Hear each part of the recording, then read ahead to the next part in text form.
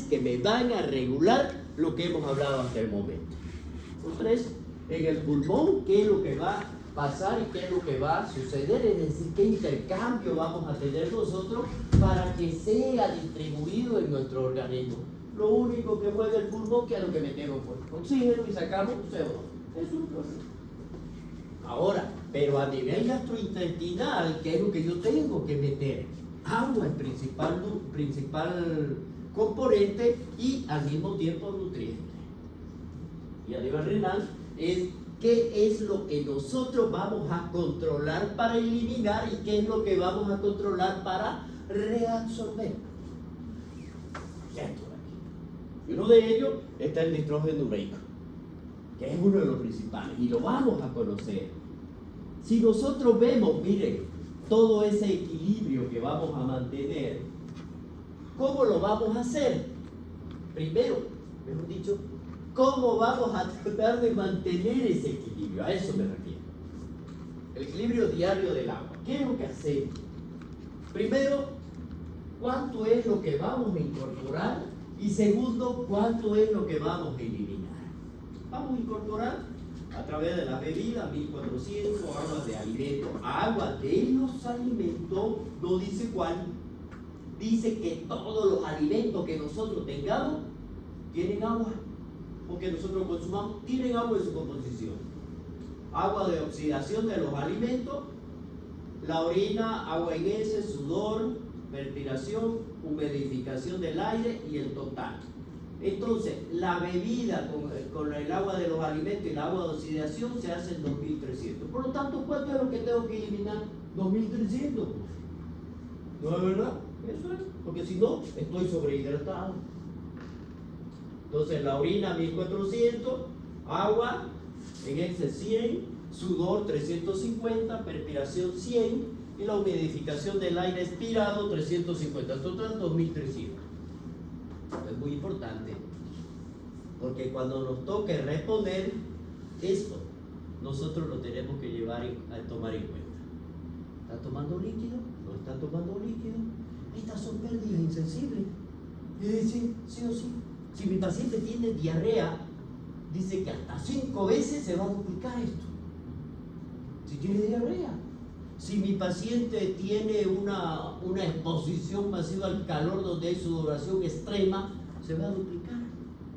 Y por lo tanto la perspiración lo mismo, y la pérdida insensible lo mismo. Eso es lo que nosotros tenemos que cuantificar cuando nos toque responderlo. Es decir, ya tenemos que pensar, esto es lo que sucede. No, pero tiene diarrea, le aumentó 5. Ya no va a ser 100, va a ser 500. ¿Entendés? Ya. Para tratar de compensar todo lo demás. Bien, eso solamente para que vamos viendo nada más, no ya para que vamos sabiendo dónde van a salir todo esto de acá. Otro que les voy a mantener, que van a tener ustedes, es esta fórmula. En el hombre y en la mujer. ¿Cómo vamos a calcular aproximadamente el agua corporal total? Esta es una constante. En el hombre es 0.6 y en la mujer es 0.5 litros. El peso, por lo que pese, en kilogramos. ¿Ya? Entonces, miren ustedes, son 42 litros de agua. ¿No es verdad? 0.6 por 70. Multiplíquenlo y les sale 42 litros. Eso es lo que tenemos. Distribuido en todo el organismo. En el hombre. Y la mujer, 35. ¿Por qué? Porque es 0,5. También es constante. ¿Ya? Eso lo tiene, eso lo pueden tener. Bien, miren ustedes aquí. ¿Cómo vamos a lograr mantener tanto el sodio, el potasio, el cloro dentro de nuestro organismo? El agua, vamos a ver que no necesita presiones para cruzar según de un lado al otro, sino va a depender del gradiente de concentración que va a tener para poder atravesar a través de una membrana. Y ese gradiente de concentración, ¿quién me lo va a dar? La osmolaridad. ¿Y cuánto es? 294, yo le voy a poner aquí un número que va a ir variable. 280, 294. Para nosotros vamos, cuando yo toque el examen, le voy a decir 290 es el valor máximo. Por encima es hiper, por abajo es hiper. Pero me dan esos valores, ya lo vamos a ir bien. Pero está entre 284 a 300, como dice su compañero, 294 dice en otros casos, en otro libro. Pero vamos a mantenerlo. Y en otro libro ustedes van a contar de 290 a 300. Por eso lo vamos a ver, pero no pueden pasar de ello. ¿Ya?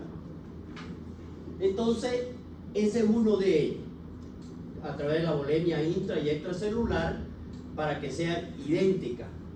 Es decir, mientras esta concentración o este gradiente de concentración sean iguales, no va a haber ni aumento acá ni aumento acá, porque van a ser iguales, va a haber intra y extracelular. No es más que baja una, esta pasa aquí, nivela nuevamente y así sucesivamente. No se pasa hasta ahí.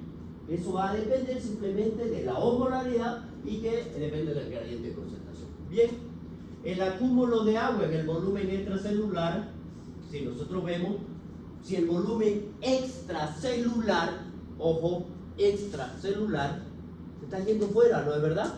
Aumentó. Entonces, ¿qué me va a pasar? Va a disminuir el sodio. Pero no es que disminuya, sino que ¿qué fue lo que causó? Dilución. Miren, hiponatremia. Pero aquí tenemos que ver nosotros, ¿va a ser una hiponatremia verdadera o va a ser una hiponatremia ficticia, digamos? Ficticia por la dilución. Eso lo vamos a ver nosotros. ¿Ya? La hiponatremia. El acúmulo del agua, miren ustedes, en el volumen intracelular o en el espacio intracelular, va a causar que la célula se denatice, mejor dicho, se hinche, como dice su compañero. ¿Ya? Se hincha. ¿Por qué? Porque se llenó de líquido. Bien. Entonces, ¿qué es lo que voy a tener? Un edema celular. Miren ustedes, siendo el edema cerebral la principal manifestación clínica. Miren ustedes cómo ya nos dan las pautas para que nosotros podamos ir realizando algunas diferencias que son claras. De un volumen extracelular aumentado o de un volumen intracelular. Entonces miren ustedes, si nosotros estamos viendo esto, entonces ¿de qué va a depender la natremia? Va a depender del agua. Si yo tengo un exceso del agua, ¿qué me va a provocar? Hiponatremia. ¿Por qué? Porque el sodio no es lo suficientemente alto, si lo voy a llamar así en palabras comunes, para poder cumplir con esa necesidad. Y aquí a ustedes se le tiene que venir el ejemplo que le di. De los 10 ml de sodio diluido en 1 litro con agua y diluido en 1,10. Esto es lo que está cubriendo el primer paso. ¿Listo? El segundo, el déficit de agua me provoca hipernatremia. ¿Por qué? Porque el sodio es demasiado en relación con el agua. Aquí viene la concentración en el 1 litro con agua. ¿Me entienden? Eso es lo que está pasando aquí. La presión arterial, ¿de qué va a depender? Del sodio. Por lo tanto, si hay un aumento de la reabsorción o una ingesta mayor del cloruro de sodio, mi paciente va a tener hipertensión. Si hay una pérdida excesiva del cloruro de sodio, mi paciente va a tener hipotensión. Clínica es esto. ¿Listo? Estos son conceptos que ustedes tienen que manejar del 100%. Ya no voy a hablar de eso bien. Ahora veamos esto. ¿Qué es esto? Mecanismos reguladores del agua corporal. Y aquí nosotros hablamos principalmente de lo que son los homorreceptores del hipotálamo. La sensación de sed y el ADH, que es el hormona antidiurética. Ojo aquí. En el hipotálamo vamos a tener unos receptores tan especiales, miren ustedes, esto es tan importante,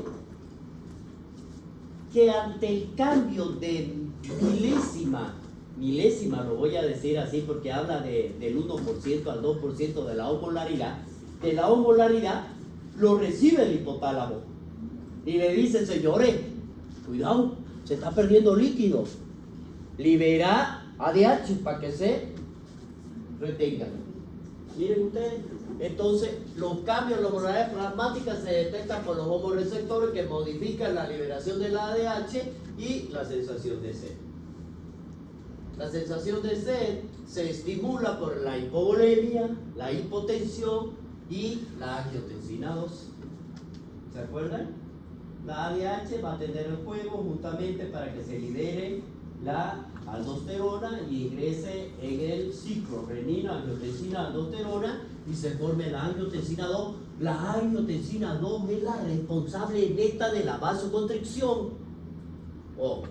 La ADH se estimula por la hiperosmolaridad, disminución del volumen circulante eficaz, náusea, estrés, dolor, temperatura, fármacos, entre otros, para nombrar algunos de ellos.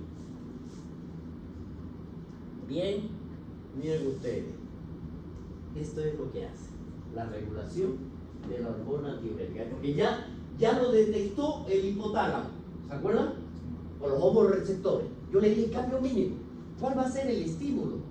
Un aumento del 2% por hora de la osmolaridad del líquido extracelular. Hace, además de eso, miren ustedes, que ese 2% de la osmolaridad se aumentó, que se disminuye, además de esto, el 10% del volumen circulante.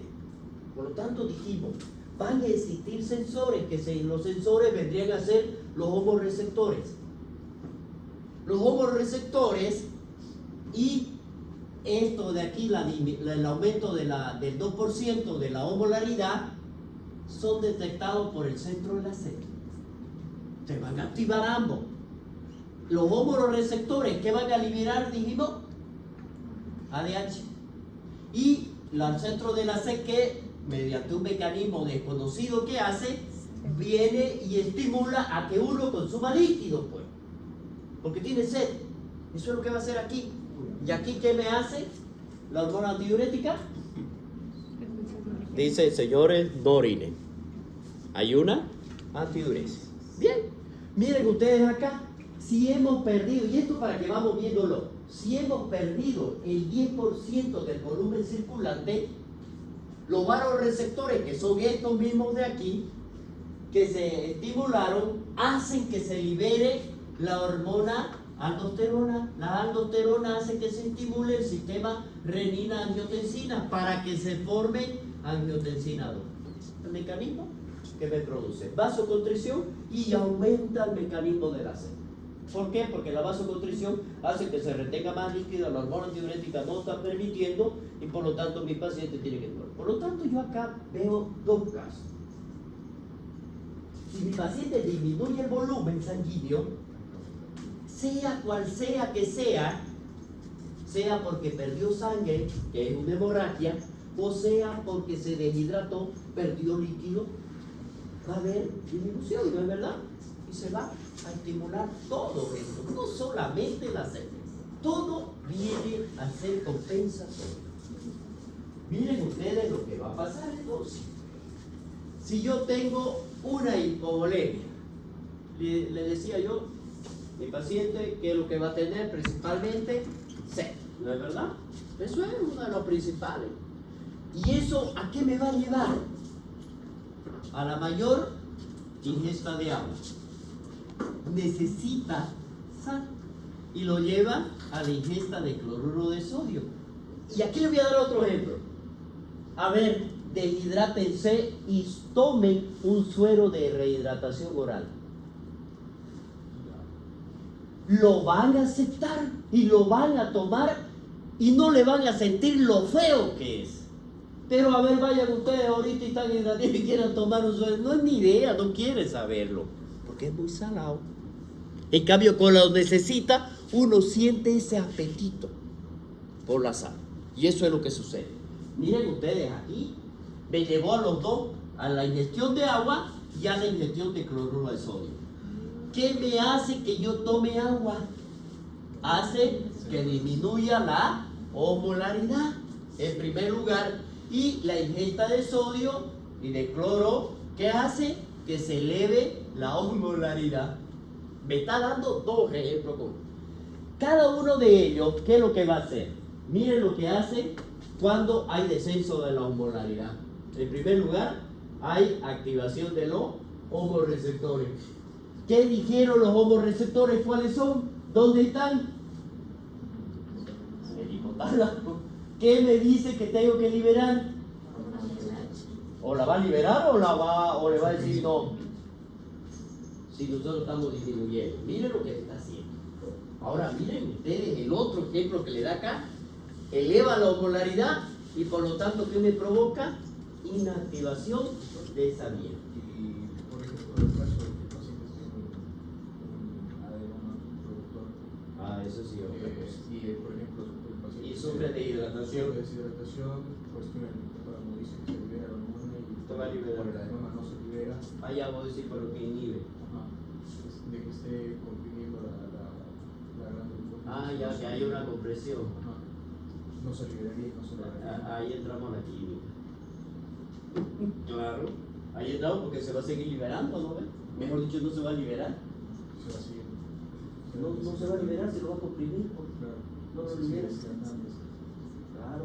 Entonces ahí entramos a la clínica. Ahí entramos a la clínica y todos sus conocimientos anteriores los ponen en práctica ahora. Bien bonito esa pregunta, ¿no? Sí, no, pero es que todos van a juntarla, pues. Porque miren ustedes, en caso de que exista, miren, hasta aquí es un circuito. Todo esto es un circuito, ¿listo? Pero miren aquí qué es lo que pasa. Si nosotros tenemos un aumento de la osmolaridad, dijimos que quién era el que lo detectaba, los homorreceptores en el hipotálamo. ¿No es verdad? ¿Qué hace? Que se estimulen a nivel de dos centros principales que tenemos, que son los núcleos paraventriculares y supraópticos, que producen. El supraóptico me produce ADH y el paraventricular me estimula la sed. Bien, si estimula la sed, consumo agua.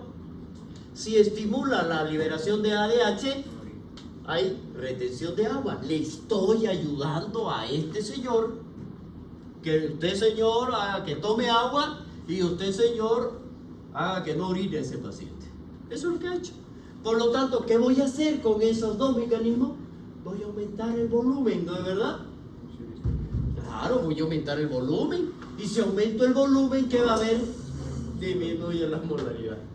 Miren, sí es facilito, sí es nomás que le entiendan ahí. Porque eso es lo que nos va a llevar después a la comprensión de cómo es que se producen las alteraciones. Y una de las principales que hemos visto nosotros es la deshidratación. ¿Qué es lo que tiene la deshidratación? Yo creo que todos hemos pasado por esto, ¿no es verdad? ¿O no? Aquellos que van al campo, Después de medicina intervacinal. después que no tienen agua. El llanto del paciente es sin lágrimas. La boca está seca. Nosotros vamos a hacer el signo del pliegue. Siempre tiene que ser sobre el abdomen o en un lugar donde es flexible. Ojo, en los ancianos no le vayan a hacer aquí. ¿Ya? Ni le vayan a hacer acá. Porque no baja. ¿Ya? Entonces, si ustedes le hacen así, se le queda. Ahí se va a quedar. Si ustedes le hacen aquí, se queda, está deshidratado. En cambio, el viejito no está deshidratado. Ojo, es en el abdomen. ¿Listo? Hay mayor elasticidad. ¿Ya? Y la postración de nuestro paciente. Bien, ¿cómo vamos a definir la deshidratación nosotros? Aquí hay pérdida de agua, hay una depresión del volumen, que se la conoce con el nombre de hipovolemia, y aquí no solamente perdimos agua, porque dice que el agua y el sodio no pueden estar nunca separados, aunque hay excepciones, sí, donde solo pasa agua y no pasa sodio, pero dice que si perdemos agua, pierde sodio, ¿ya? Entonces, eso es lo que tendremos que ver aquí. Por eso, ¿cuáles son las causas para que se produzca esta deshidratación? Una de ellas, la principal, que conocemos porque no está ingiriendo agua y se presenta acá. El mecanismo, ¿Cuál es? La C. Progresa, si no da, a un estado mental que se altera y la presión arterial se baja. Los bebés que no pueden decir tengo sed, lo que hacen. Clínica, señor. Claro. Porque él no te va a decir que tengo sed, va a ir y si puede, él va a tomar agua nomás. La depresión del volumen, por ejemplo, puede deberse, dice, a la pérdida gastrointestinales. Estas ya son causas. Pérdidas renales, hemorragia, ingesta deficiente de sodio o se forme un tercer espacio. No se forma un tercer espacio, en los quemados, en los grandes quemados se forma un tercer espacio. En los pacientes sépticos se forma un tercer espacio. Creo que hemos hablado de eso bastante, ¿no? Ya, bien. Eso es lo que, así se ven los niñitos. Esa es la imagen característica de un niñito deshidratado. Bien, la etiología, habíamos dicho nosotros, puede ser por la disminución de la ingesta del agua por vía oral, que puede tener nuestro paciente una enfermedad aguda o crónica, disminución del acceso al agua, mecanismos de la sed están alterados en la infancia o en la vejez, la demencia, que podría ser otra porque no quiere consumir, porque hay depresión de volumen en caso de la hipovolemia por la disminución de la ingesta de sodio, y ahí tenemos enfermedades agudas o críticas, trastornos de la alimentación y la demencia. Entonces, si nosotros seguimos viendo aquí, si vemos aquí en el caso, por ejemplo, cuando va a existir una depresión de volumen, en este caso, por el aumento de la pérdida del volumen, la depresión del volumen, ¿qué sería aquí? Perdimos líquido, sangrado, pérdida gastrointestinales, diarrea, vómito, drenaje por la zona nasogástrica, renal, diuresis osmótica, terapia diurética, diabetes insípida, diuresis por la necrosis tubular post-obstructiva o post-aguda. Ya no se lo voy a explicar a cada uno porque eso hemos hablado hartísimo. Pérdida por tercer espacio, quemaduras, pancreatitis o pérdidas insensibles por la piel o membrana mucosa, por el tracto respiratorio. Miren ustedes las causas que pueden entrar en un caso clínico. Si hay pérdida por la sonda nasogástrica, que es un drenaje, ahí nosotros vamos a ver, vamos a analizar si son, dónde la vamos a incluirla en las pérdidas gastrointestinales. Y ahí nosotros vamos a evaluar que son 500 ml. Bueno, ya después lo voy a dar. Esos son casos clínicos que seguramente, como tienen mucho interés ustedes, ya han leído los casos clínicos resolvidos que le he dado. ¿No es verdad? No significa que le voy a hacer la pregunta esa. Sí. Está bostezando, ya no pensé que me iban a preguntar. Aquí viene la fisiopatología. Cuando ocurren cambios, miren ustedes, dentro de lo que viene a ser los líquidos, por la difusión a través de la membrana, va a regular y que va a estar regulada por la diferencia de la osmolaridad, ya dijimos nosotros, entre los dos compartimentos, ¿no es verdad?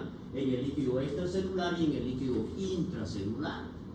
Si nosotros vemos esto de cada uno de ellos, si vemos la osmolaridad plasmática, por ejemplo, que vendría a ver lo que es dentro de ello, cómo nosotros vamos a estar manejando esta osmolaridad por el sodio y por el agua. Entonces, ¿cuándo podríamos hablar de una deshidratación? Cuando hemos perdido agua, pero el sodio no. Miren ustedes, eso vendría a ser importantísimo aquí. Cuando el líquido intracelular disminuye más que el líquido extracelular, que vendría a ser la causa también de deshidratación, vamos a ver, se pierde el agua, miren, ya vayan ustedes pensando, se pierde el agua del líquido extracelular. La osmolaridad del líquido extracelular, ¿qué hace? Aumenta. El agua, ¿a dónde va a pasar? Al líquido intersticial, del líquido intersticial al extracelular. ¿Qué dijimos que era eso? Gradiente de concentración. Miren lo que está pasando, sí. 2/3, miren ustedes, del total del agua que se pierde, ¿de dónde es? Del líquido intracelular. 1/3 es del extracelular. El efecto neto, entonces, ¿qué voy a tener yo? Una hipertonicidad e hipernatremia del líquido. Cuando hablo de hipertonicidad, ¿a qué me estoy refiriendo? La presión osmótica o osmolar. Entonces, ¿está hipertónico o está hipotónico? Aquí vamos a aprender esto. Cuando la osmolaridad se aumenta, se conoce como hipertónico. Entonces dice que está en el líquido extracelular porque he perdido. ¿No es verdad? Eso es lo que ha dicho. ¿No es verdad? Entonces yo tengo que aumentar o pasar líquidos para compensar eso. ¿Será hipertónico o hipotónico? Y ahí vienen las concentraciones de los sueros. Sueros hipotónicos, hipertónicos, isotónicos. Porque viene, por ejemplo, en la solución fisiológica, que es al 0,9%. Esa es isotónica. Luego viene a 0,45, es hipertónica. Y así sucesivamente. Entonces yo tengo que ver cuál de ellos voy a administrar, que después les voy a dar. Todo esto. ¿Ya? Ejemplo. Disminución de la ingesta de agua o reposición inadecuada de agua en enfermedades críticas. Eso es lo que me puede pasar con una deshidratación. Pero miren ustedes aquí. ¿Qué haríamos nosotros si existiera una pérdida hipotónica de líquido? Hipotónica. Miren aquí. Si nosotros estamos frente a esto, la pérdida del agua va a exceder a la pérdida del sodio. En la deshidratación, ¿qué hacemos? Perdemos agua, pero no perdemos sodio. Disminuye el líquido intracelular más que el extracelular en la deshidratación. Por la pérdida de hipotónica de líquido, la pérdida de agua excede la pérdida de sodio, tanto en el líquido extracelular como en el líquido intracelular. En ambos lados disminuye. El líquido hipotónico se va a perder ¿desde dónde? Desde el líquido extracelular. Por lo tanto, la osmolaridad del líquido extracelular aumenta y el agua se va a difundir desde el líquido intracelular al extracelular. Eso es algo que está tratando de compensarlo. Bien, si existieran menos cambios del agua del líquido intracelular al extracelular en comparación con la pérdida de solo agua, es decir, en este caso con deshidratación, el efecto neto vendría a ser una hipertonicidad con una hipernatremia del líquido extracelular. Aumentó las concentraciones, por lo tanto, si aumenta las concentraciones, voy a tener mayor osmolaridad y eso me va a llevar a la hipertonicidad. ¿Qué es lo que está haciendo? Y si yo tengo mayor concentración del sodio, por lo tanto tengo hipernatremia. Bien, por ejemplo, miren ustedes, hay aumento de las pérdidas insensibles. ¿Cuáles son las pérdidas insensibles? Ya les dije que se lo tengan en la cabeza. La perspiración, la sudoración, la pérdida por la respiración, etcétera, etcétera. ¿No es verdad? Fiebre, me van a dar eso, fiebre, la taquipnia, la sudoración excesiva, la poliuria, hay orina demasiado, diabetes insípida o post-obstructiva y la diuresis osmótica que se me va a dar en los pacientes con cetoacidosis diabética. Ya tengo las causas, ya sé cuáles son, por lo tanto después vamos a ver qué es lo que vamos a aumentar. Si nosotros tenemos pérdidas hipertónicas de líquido, no se olviden que esta de acá son pérdidas. Estamos hablando de situaciones diferentes. Esto es una deshidratación, esta es o son las causas de una pérdida hipotónica y ahora vamos a hablar de pérdida hipertónica. ¿Cuáles van a ser estas? Cuando la pérdida del sodio excede a las pérdidas del agua. Mayor es la del sodio que la del agua. puede dar como resultado que si yo pierdo sodio, ¿qué voy a tener? Hiponatremia. O dice también puedo tener una hipernatremia. ¿Por qué? Si la concentración es mayor, si mi paciente se acopla a todo esto, una deshidratación donde la concentración va a ser mayor. ¿Por qué? Porque se ha acumulado mayor sodio. Se ha acumulado el sodio donde el volumen se perdió, por lo tanto la concentración es mayor. Si yo le saco sangre a un paciente deshidratado, ¿cómo creen ustedes que va a estar el sodio? Si yo le saco sangre para medir el sodio en un paciente que ha tenido hemorragia, ¿cómo creen que va a estar el sodio? Aumentado. ¿Por qué? Porque la concentración está alta. Y ahí ustedes se ponen su ejemplo que le di. 1 litro con 10 litros. ¿Ya? Eso, no se olviden nunca de eso. Bien, entonces aquí dice, el líquido extracelular disminuye y el intracelular se expande.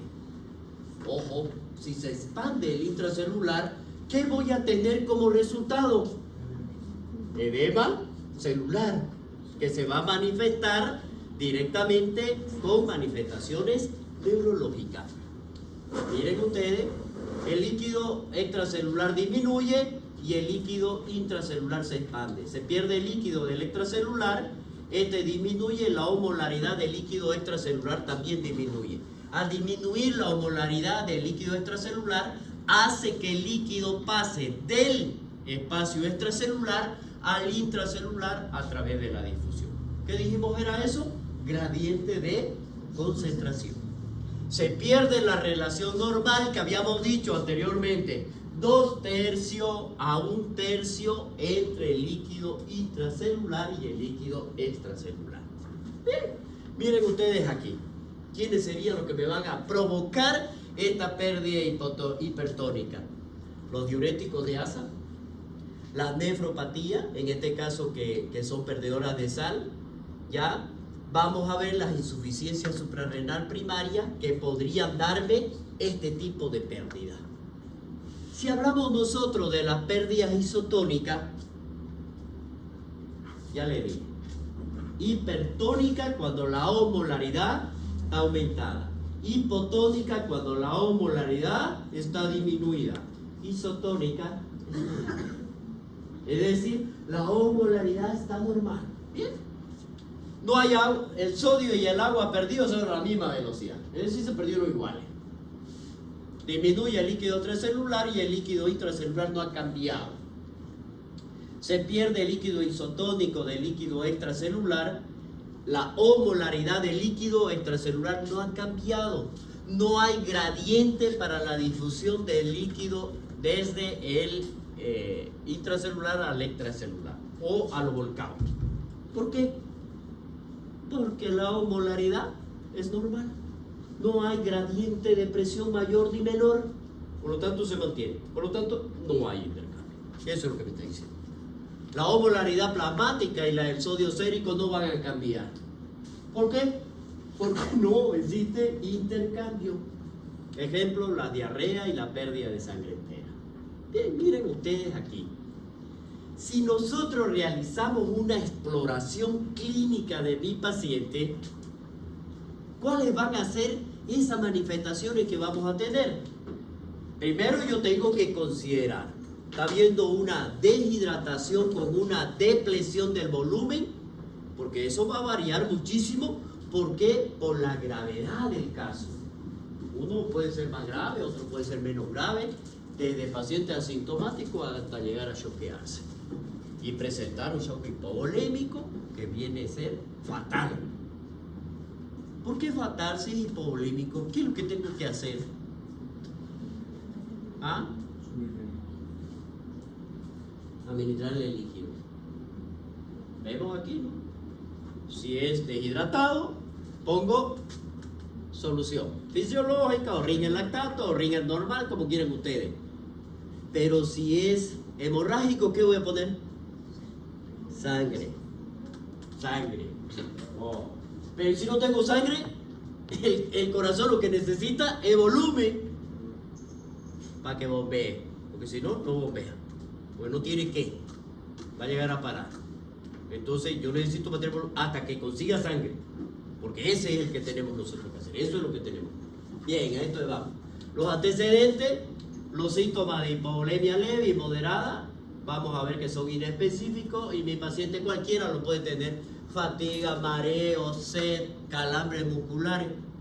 Pero ya me tiene que dar estos dos de acá, en la sed y los calambres me tienen que dar pauta para decir, aquí hay dos cosas que se han activado. Como ya yo estudié medicina interna, ya sé de hidratación y dice que se está activando el núcleo paraventricular y me está estimulando la sed y todo lo demás que ustedes quieran.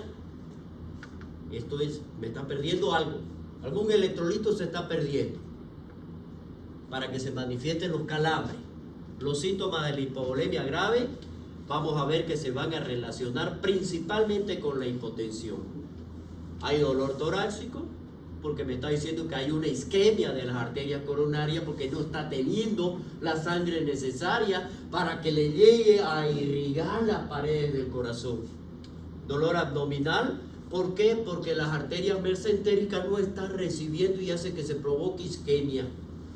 Y las alteraciones del estado mental, mareo intenso, ¿por qué? Porque no le está llegando la sangre a través de sus arteriolas para perfundir el parénquima. Y voy a tener una isquemia cerebral. Por lo tanto, tenemos que realizar una exploración, un examen físico. Y aquí yo tengo que ver los signos de tanto de deshidratación como de hipovolemia y de depresión. Primero, lo que vemos al inicio que le di en las imágenes.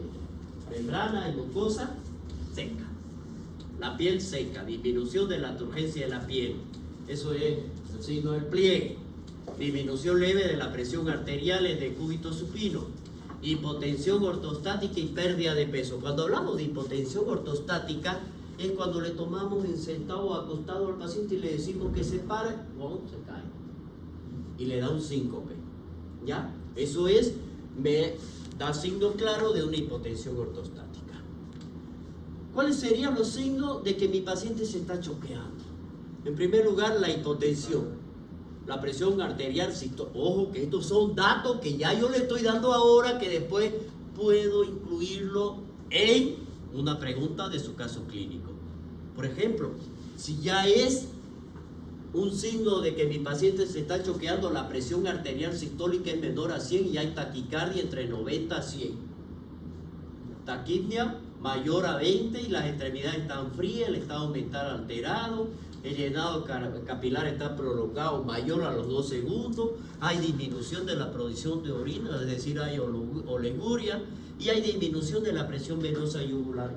Bueno, eso no lo vamos a hacer, eso no le puedo dar cuánto porque eso se hace mediante un Schwarzkopf, que es un catéter. Si nosotros seguimos viendo, ¿cuáles son los hallazgos menos fiables en los ancianos? Miren ustedes. Es decir, que me pueden hacer confundir. La hipotensión ortostática puede deberse a una disfunción autonómica de mi paciente anciano. La turgencia de la piel generalmente se pierde con la edad. Entonces, ¿qué es lo que yo tengo que hacer ante todo esto? Si yo tengo estas dos situaciones y en un anciano más que es el que tengo que hacer una evaluación del sodio. Primero, lo normal, la presión arterial y turgencia de la piel son normales. Cuando está disminuido hay signo de depresión del volumen. Estamos hablando del sodio corporal. Bueno, estos son signos, ¿ya? ¿Qué vamos a ver nosotros? El signo de la piel. Los niveles de hidratación. Esto es importante. Cuando hablamos de los niveles, tenemos que hablar nosotros. ¿Cuál es el estado de la hidratación? ¿Es leve, es moderada o es severa? Y si vamos a ver y vamos a analizar nosotros aquí, ¿qué tengo que evaluar para saber si es leve, moderada o severa? Primero, la conciencia. ¿Es leve? El paciente está alerta, no hay ningún problema. ¿Ya? Y la conciencia aquí, por ejemplo, dentro de ello, no hay ninguna alteración, los ojos son normales, la boca y la lengua están húmedas, la sed es normal y pliegue cutáneo desaparece. Venga aquí. Por lo tanto, es leve, pero ojo, tengo la sintomatología de que existe deshidratación, porque después le voy a dar de acuerdo al volumen que se pierde. ¿Listo? Ya. Moderado, está intranquilo, irritable, sus ojos están hundidos, la piel y la boca y la lengua están secas, ya está sediento de agua, desaparece el pliegue cutáneo, pero lento, tarda, severo, ya el paciente está comatoso, letárgico.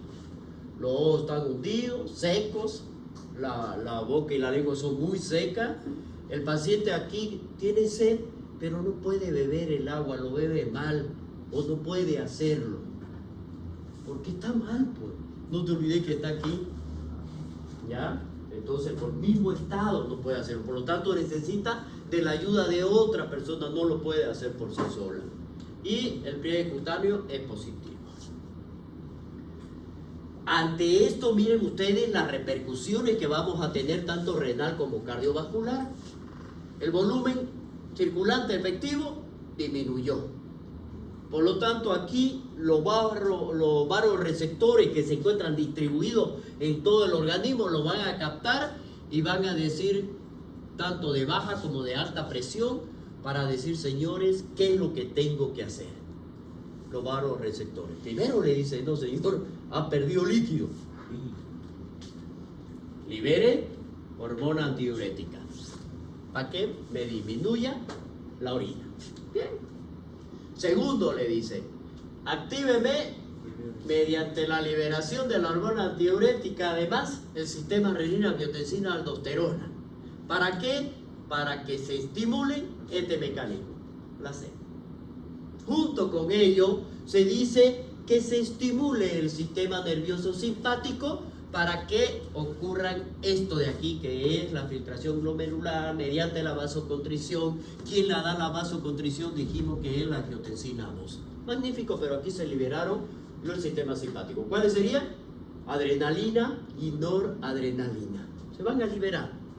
Y luego viene la disminución del factor natriurético. ¿Qué le dice el factor natriurético? Señores, disminuya. ¿Por qué? Porque la hormona antidiurética le está diciendo que no se orine.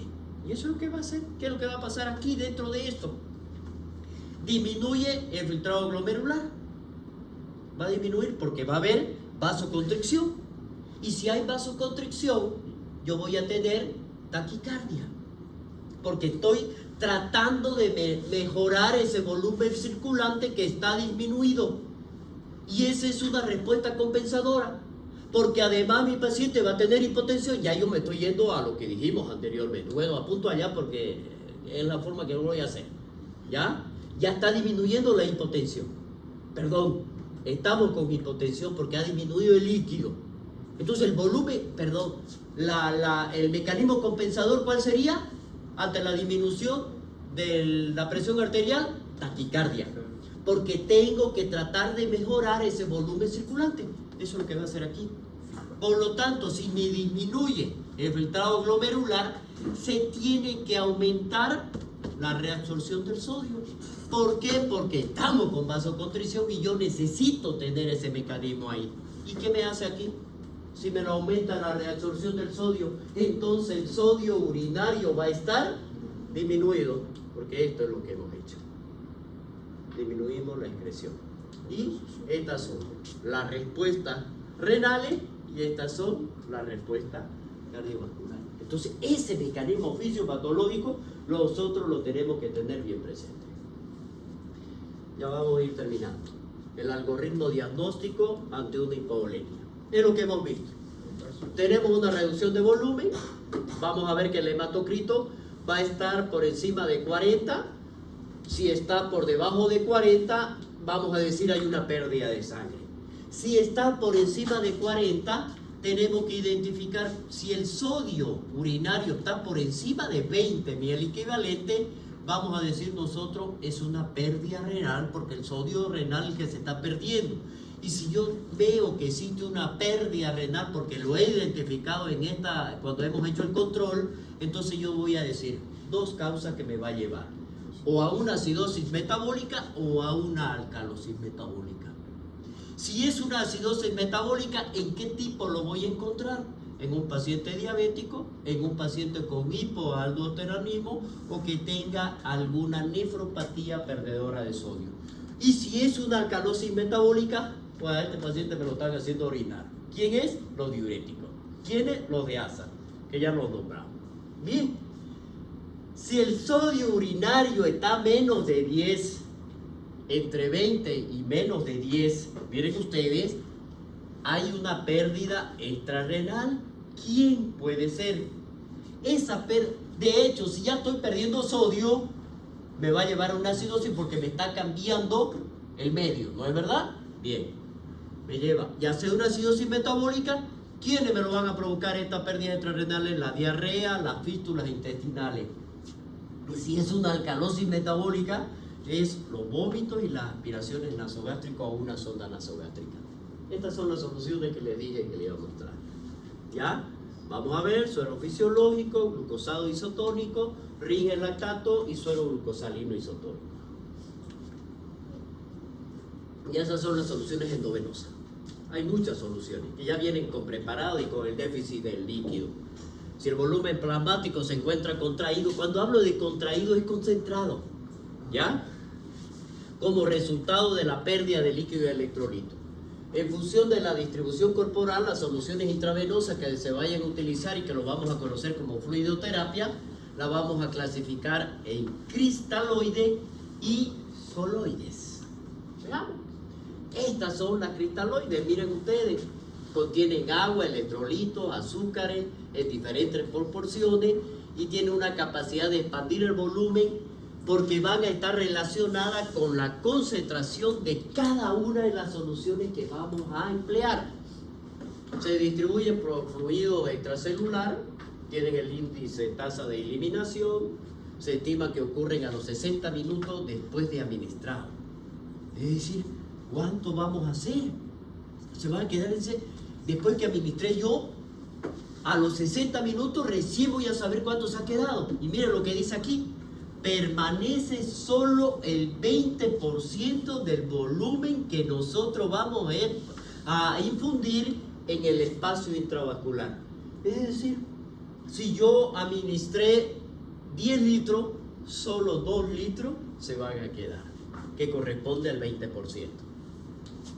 Soluciones salinas al 0,9%, que es el suero fisiológico, son levemente hipertónicas respecto al líquido extracelular, tiene un pH ácido, contiene 9 gramos de cloruro de sodio, vamos a ver de cloro específicamente, ambos de ellos 154 de sodio en 1 litro de agua, tienen una osmolaridad de 308, por lo tanto es levemente hipertónica, levemente, más se lo utiliza como isotónica. Por eso se dice que la normalización del déficit de la volemia es posible con las soluciones salinas normal, pero se necesitan administrar 3 a 4 veces el volumen perdido. Es decir, 3 a 4 veces el volumen perdido. Es decir, que si nosotros hemos calculado que el déficit de agua es alrededor de 4 litros, yo le tengo que administrar 12. 3 a 4 veces, dice. ¿Ya? Tengo que administrarle. De la infusión de 1 litro de suero salino, solo el 20 al 30% del líquido se va a permanecer en el espacio vascular después de 2 horas. Miren, el Ringer lactato contiene 45 de cloro, menos que el suero fisiológico, se causa hipercloremia transitoria y menos posibilidad de causar acidosis. Por ello tiene preferencia que lo debemos administrar en cantidades masivas de soluciones cristaloides, es decir, cuando necesitemos administrar mucho de ello. ¿Ya? Y en el cólera, por ejemplo, era el Ringer lactato el que administramos, pero ya, a chorro. ¿Ya? Esta es la composición. Suero glucosado al 5%, es isotónica. Miren, 275 a 300 milimolar de glucosa. Tiene 2 indicaciones: la rehidratación en los deshidratados hipertónicos Ya vayan viendo ustedes la pérdida de líquido. Yo les voy a decir que van a administrar como agente portador de energía. Ojo, siempre que hagan una reposición, no se olviden de administrar suero glucosado. Tiene una indicación precisa en aquellas deshidrataciones intracelulares y extracelulares, como la que se producen por vómito, diarrea o fístula. El tratamiento entonces de la afección de base siempre determinar la alteración de la volemia efectiva. ¿Quién es? Reponer el líquido para dar, el equilibrio ácido-base, corrección de la osmolaridad y reposición de los iones específicos. Y de eso vamos a hablar del aporte calórico basal. Las soluciones a seleccionar entonces, si es una isotónica, soluciones fisiológicas. Solamente estos son ejemplos, ¿ya? En partes iguales, con soluciones glucosadas 1 a 1. Es decir, una solución fisiológica y una de glucosa. Eso es lo que me está diciendo acá. Eso es la deshidratación isotónica. Cuando es hipotónica, voy a dar solución fisiológica al 9% en 2 partes y una de solución glucosada. 2 a 1. Eso, si quieren ustedes, si no se acuerdan de esto, me ponen 2 a 1. Ya yo sé que son 2 de fisiológica y una de glucosa. En la deshidratación hipertónica, destroza al 5% exclusivamente, o en caso podemos dar solución fisiológica al 0,45% o al 0,33%. Estamos hablando de la hipertónica. Fórmula de cálculo del goteo. Esto también les voy a permitir que tengan. Ya se están anotando las fórmulas, ¿no? Factor de goteo de los equipos. Miren ustedes, cada casa comercial tiene la estándar. Y vamos a ver para el factor de los goteos, el número de gotas por ml, el equipo.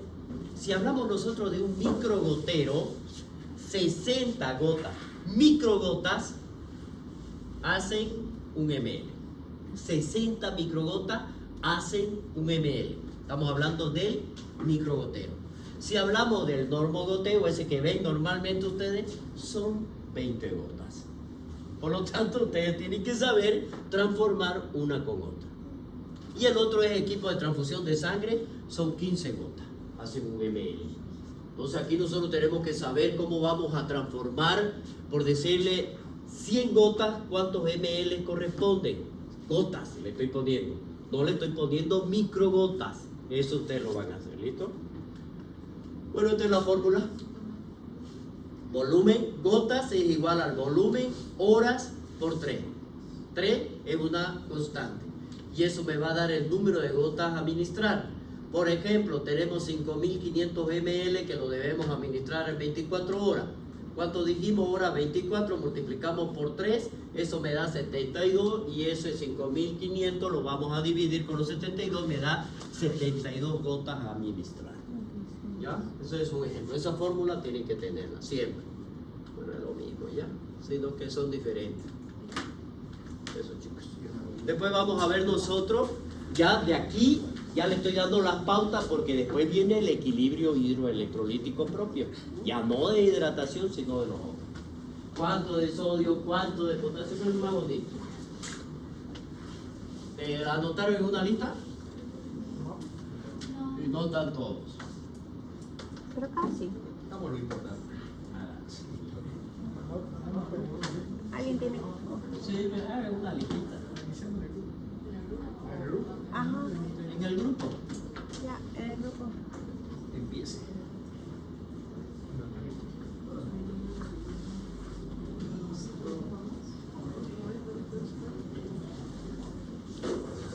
De aquí ya vamos a hablar de cada uno de las alteraciones de los electrolitos, porque después el último tema es esto.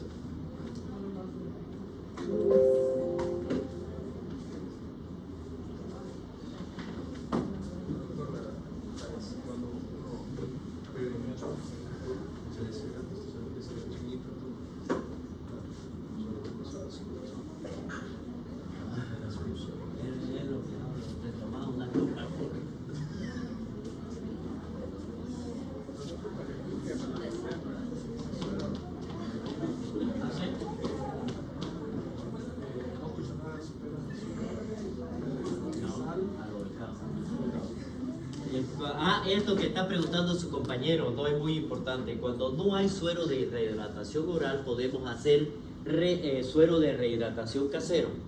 Son 8 cucharas sopera de sal con una de azúcar.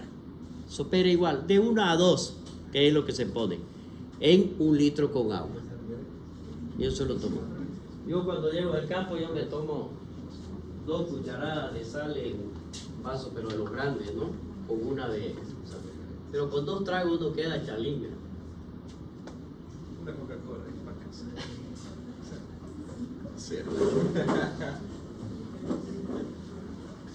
Ya, nos vemos, jóvenes.